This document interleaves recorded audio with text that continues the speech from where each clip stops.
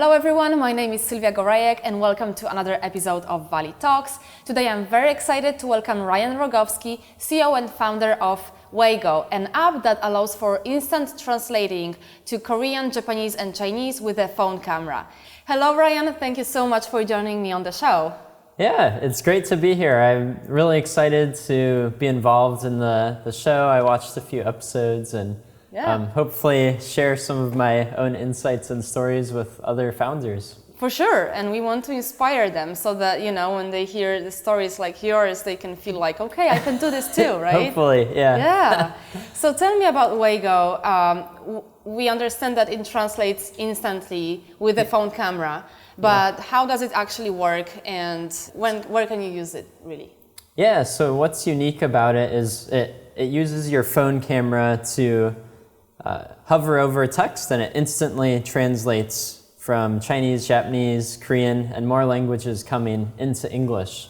And what's unique about it is it works entirely offline, so you don't need an internet connection, and it works really well on food and shopping and signage, which is a use case a lot of travelers get stuck on. Like they'll arrive in China and not know how to turn on the air conditioning, and then the remote control is all in Chinese and can be really obnoxious when you're in 80 or 90 degree Beijing temperatures. So it works in a way that you hover over a text. Yeah. And it translates right away on the screen. You don't have to take a picture, you don't have to record anything. Yeah, it's in real time. So it's kind of this augmented reality concept where it's basically a camera feed and the text is just appearing as if that's how it was written in the natural world.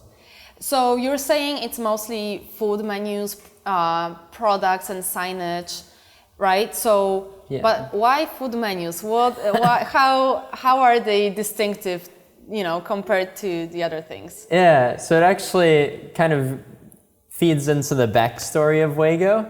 So the company came about because I was living in Beijing, China for a little over a year.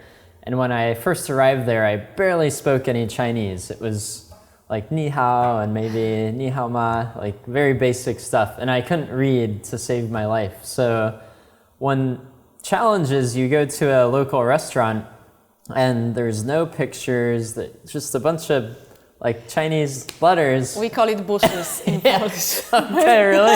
Yeah. That's awesome. Yeah, so basically when I first arrived, I figured out how to order one dish, which was Kung Pao chicken, and I ate that like for almost the entire month because I was so scared of getting sick and eating like pig brains or something that I wasn't ready for.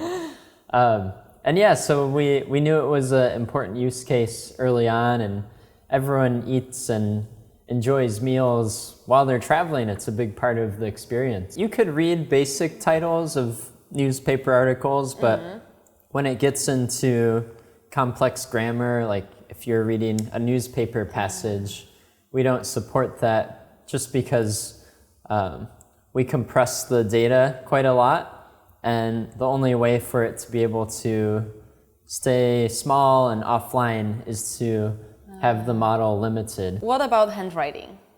That's tricky, right? Yeah, handwriting and also what we call calligraphy, which is like very artsy text. Those are things that we are working on, but But some handwriting, if it was really careful and all that, it should be fine, right? It could actually work. Yeah, we've actually had Chinese people. As soon as I show the app, they'll write down something like mi fan rice and then scan it, and a lot of times it does work. They want to test you, they want to challenge you, right? Right, yeah, exactly. I can imagine that. What were you doing before you started working on Waygo? Were you also creating things? Were you an entrepreneur, or how did you actually end up in China? Like, what's the story behind it? Yeah, so I actually moved to China kind of on a whim. I wanted to learn Mandarin, was one of the driving factors, and as I had been going through school, there's just so many things going on in China, so much talk about it. Wall Street was always saying how China's growing, manufacturing is happening there. And let's just mention also that you were raised in Chicago. Right, yeah. So I was born and raised in Chicago. And I had always heard about China, and I just figured, well, I should just go there and see what's going on, learn the language, and even if I don't get anything else out of it, at least I'll have seen a new part of the world. Yeah. But so you just decided, like, I'll go there for a year and that's all? Yeah, that was the game plan. I finished school, I studied linguistics and electrical engineering, and then basically moved to China and started learning Chinese, and then I started working at an iPhone game development startup. So I was building iPhone games mainly in the education space, like word games and grammar and quote games. And that was actually kind of what spurred more of the idea of Waygo. Is I had this mobile development experience in language, and this need to read Chinese that I couldn't do. So what was the stage of your company when you thought that this is the right moment? I think when we first got the investment from Beta Spring, that was kind of a pivotal moment where we already believed in the product, and then we had some investors reaffirm that. What were your next steps? You also, as I know, you were also practicing extreme pitching. Oh, right, yeah. Was it then that you were, that you had to like go into the crowd and talk about your product? And can you tell more about this, how it looked like? Yeah, so we had this investor pitch day that we were preparing for, and basically we really wanted to explain our products well and concisely and be really excited and passionate about it. But what we were scared of was being on stage in front of so many people. Not all of us had done it before. There were a couple other companies that Beta Spring had founded, so we came up with this idea to go and pitch in random places that made us feel incredibly uncomfortable, because if we could pitch and explain our company in those situations, then doing it on stage in front of investors should be a breeze. Where did you go, for example? So one crazy one was there's actually like a hurricane going on, and this was one of the bigger hurricanes that hit the East Coast about 4 or 5 years ago. And we basically like went out in the hurricane, and we're like pitching our products to each other on a bridge, like really crazy. It was probably dangerous, but it really solidifies your messaging and helps you build that confidence on stage. What are the moments that you remember from your from growing your startup that really made a big impact on the startup and your experience? We had a side project we were working on that was this electric guitar that would teach you how to play with LED lights. And we built software for it at this global hackathon called Angel Hack. And where was it? It was actually, the finals were a competition between Boston and San Francisco. So there were teams competing from the East Coast in Boston and teams from the West Coast in San Francisco. And we had this final pitch presentation that was like a video stream for all the companies in the top 5 positions. And Dave McClure was one of these judges. So we presented, showed our software, and he loved it. So we ended up winning this competition, and the grand prize was actually to go on a Geeks on a Plane trip with Dave McClure through 4 different countries. So, for how long? So it was over 2 weeks. And we started in Miami, we went to Mexico City, Sao Paulo, Brazil, Buenos Aires, Argentina. And then after that, Dave and I both flew to Beijing separately to go to a China startup event, and we met there, and I told him more about Waygo, and then eventually he invited us to the 500 Startups program. So how about Silicon Valley?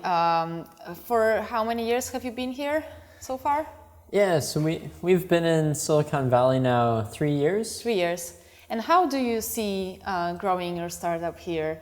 So you've been here since 500 startups. Is this Essentially, more or less right. the time? Yeah. So what is the biggest advantage that you are getting from Silicon Valley? Yeah, so I think what's been amazing about this era of startups and entrepreneurship is the ability to work remotely. So we actually only have 2 of our team members based in Silicon Valley, and then other team members based elsewhere in the world, like on the East Coast and also in Taiwan. And we've found it's a pretty effective model because we can get a lot of the advantages of being in Silicon Valley, the connections to be made, and just the serendipity that happens, but at the same time have a more practical way of like finding talent that's not too expensive. And there's also just so much talent outside of this area that just because you want to build a startup doesn't mean you need talented people from here. I mean, we all met in the East Coast, and of course, this is the place with capital and lots of mind share. So how much have you raised so far? So far, we raised a $900,000 angel/seed financing round, and then we're just in the process of raising some additional capital. I see. So how are you doing this? Like, tell me in practice, like what steps are you taking to do that? Fundraising is definitely one of the most challenging pieces. It's a full-time job, right? Yeah, and that was something I learned very reluctantly early on, is that when you're fundraising, if you're fundraising, like it's a really 100% of your time job. Like when I first went out raising our initial funds, I almost could not do anything else, like nothing product, I couldn't contribute there. And that's hard because there is only like 3 people in your company, right? So taking away 1/3 just for raising money, which is so important, but also what about the company, right? Right. In the meantime. So I feel like many startups are facing this dilemma. I was basically building up lists of investors I wanted to meet, and I probably presented to at least 100 investors.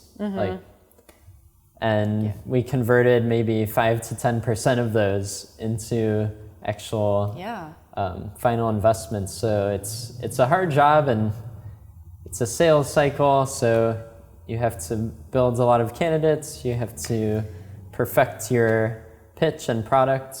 But you also just have to have a good product and a reason for people to be excited as well.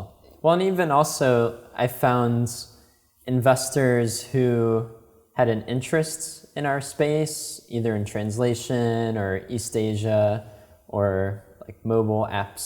Those were more likely investors to want to be part of the journey versus like a healthcare investor would have. I remember I pitched a couple healthcare investors and they had no interest in our product whatsoever. So it was maybe good practice, but not fruitful in terms of like finding people who essentially join your team as an investor. And there, I mean, now there's amazing platforms that help with that. Like AngelList is, I think, one of the most awesome inventions ever created. Like, did you raise money through AngelList as well? Yeah, so we did use AngelList. Part of the funds came from AngelList introductions, but it's just a great platform for finding investors. I mean, because even as an investor, if you think from their point of view, you may be like sitting at home, like you succeeded in your career, you want to give back, but like, how do you find startups or deal flow is a hard problem the other way around. So with your product, how were you growing your user base, and did you change your strategies and methods along the way, or are you still using the same things that you were using even a couple of years ago that worked? So we actually have 2 models. So we have the Waygo consumer app that you've probably seen, but we also have a developer kit that allows other companies and applications and platforms to use our technology. And that's valuable because you could see why this type of scanning or language recognition could be applied to education, like learning languages better, or even in scanning documents like receipts, finance papers. There's a lot of different ways we can apply the technology. So in terms of growing the Waygo consumer app, we found what's been most successful is focusing on search terms. So really like thinking about how would a user find you and trying to figure out how to appear in that way. So like someone traveling to China, we would think, oh, they're going to search for Chinese dictionary. Was it also one of the methods that you would mention while pitching to investors? And how would they react to it? Would they like it, or would they be suspicious about it? Maybe it's not the main path that you should take. That's a tough question. I know, Depends. but I'm asking because you always need to show your strategy for growth, right? And for how you're going to get users. And for you, now you know that it worked well, and obviously that's a great way. But also, would investors trust this? That this is, you know? Yeah, and so when we first started, we had quite a lot of ideas. Like one idea we had was doing paid advertising. I think another idea we had was doing a lot of events and building like a social media brand. But we found, so with the social media following, we just felt that because our product was more geared towards travelers who travel a short period of time, it was hard to find a community that could engage continuously around it. Because let's say you're going to Japan, you're really excited, planning your trip, you're probably talking about it all the time. When you get back, you talk about it for like a week, but then you're worried again about your career and maybe your next trip. Is there anything in your startup experience that now you know that you would do differently? One thing we've messed up a few times was regarding press releases and relationships with journalists. So I wanted to ask you about that too. I will interrupt for a sec because I saw that you had so much coverage in TechCrunch and major magazines and websites. So it's something we spent a lot of time on, and I would say is another part of our marketing and growth strategy. But yeah, we did learn pretty early on how easy it was to mess up those types of things because, so we were fortunate when we first launched our product, we emailed a lot of journalists and finally got one journalist interested, and it was mainly because she was writing about the topic, writing about things related to Asia and growth. And so she covered our first product launch, but then after that, we got a little bit greedy and we were like, oh, we want so many articles to write about us. And so we had this press release prepared, and of course, journalists, this is really important because they don't want to publish something and it be old news or not exciting. And so we messed up. We didn't tell one writer about the deadline or the date limit, and then ended up having an article go live early, and then another writer just didn't publish the story because they got upset, and then it ended up being a pretty big disaster, and I felt bad and we felt like idiots because we didn't know what we were doing. But we did learn, and we got better about making sure we're respecting the journalists. Ryan, what surprised you most in your startup experience? I think what is probably most surprising is how many emotional ups and downs there are. I think not a lot of people realize it going into it because especially if you've worked at a job where it's comfortable and you're not worrying about paychecks, you're not worrying about if you do your job wrong, the company could die, things like that. Yeah, you feel like you probably build the product, right? Tell some people about it. They will love it. They will tell others, and it will all happen on its own, right? Yeah, but really, it's not the case. Yeah. Yeah, there's so many ups and downs, and I think that surprised me, but it also helped me learn how to manage my stress levels and emotions a lot better and be more calm. Like if I see something or get news that's terrible and then news that's amazing, that I sort of limit my emotions so they don't get the best of me. Ryan, what's the next goal for Waygo? Is it another language? Is it improving the, how it works right now? What are you mostly focusing on to accomplish soon? Yeah, so you mentioned handwriting earlier. That's a huge interest for us, being able to recognize handwritten texts. And of course, other languages. Like we'd like to help people all over the world. And there's a lot of applications for both the travel translation tool, but also in education and other areas like wearables, where we really feel Waygo can make a big impact. Ryan, thank you so much for joining me today on the show. It's been a great talk. And actually, for everyone who would want to know more about Waygo, where can they find your app or your website? Yeah, so that anyone can search for us, Waygo, Waygo in the App Store, or go to our website, waygoapp.com. And thanks so much, Sylvia, for having me. Really enjoyed it. Thank you. Thank you so much.